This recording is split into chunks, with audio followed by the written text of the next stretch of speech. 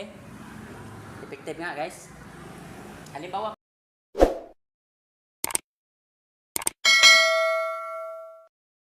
magandang araw sa inyo guys. Nais ba kayong matuto na maglagay ng passing light sa inyong mga motor?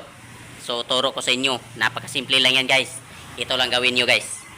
Alright guys, tingnan nyo lang kung sundan nyo lang kung ano ang ginagawa ko.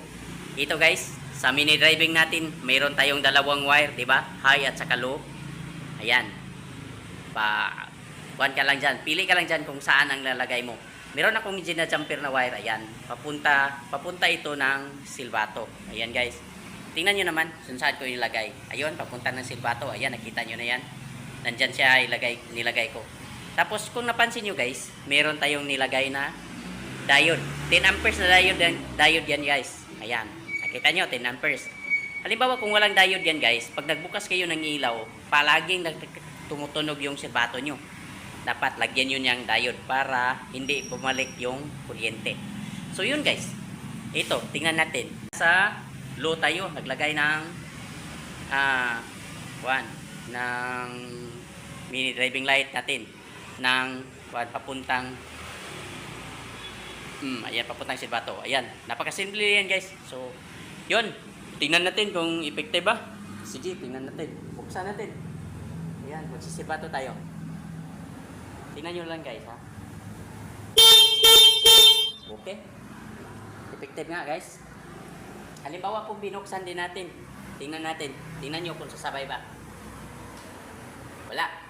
Oo. Sasato pa. Yan ang kasimple na guys. Napakasimple lang yan guys. Sa gusto lang matuto guys. Tingnan nyo lang.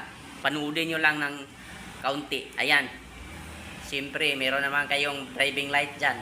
Nakalagay na. Ayan, maglagay lang kayo dyan. Tapos ng wire papuntang switch niyo. Ayan. Papuntang switch. Tapos dito maglagay kayo ng wire papunta doon sa silbato. Pagpunta ng silbato guys, sa gitna lagyan niyo ng diode. Huwag niyo kalimutan guys na ang positive ng diode yung black. Tapos yung negative yung counting white. Yung positive guys nakaharap yan papuntang silbato. Yung negative, ito yung maliit. Ito yung maliit. Papunta ng wire nyo na nais nyong lagyan ng passing. So, yun lang guys. Napakasimple lang. Tapos, ang nangyayari, ganito na siya ang nangyayari guys. Okay na siya guys. So, tingnan nyo. Ayan.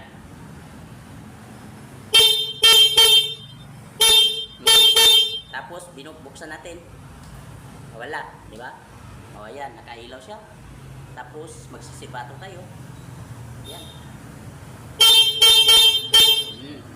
So simple lang guys. Napakasimple lang. Sa gustong matuto lang sa mga baguhan dyan nga nais magkabit ng mini driving light, kailangan nyo lang ng kaunting diode.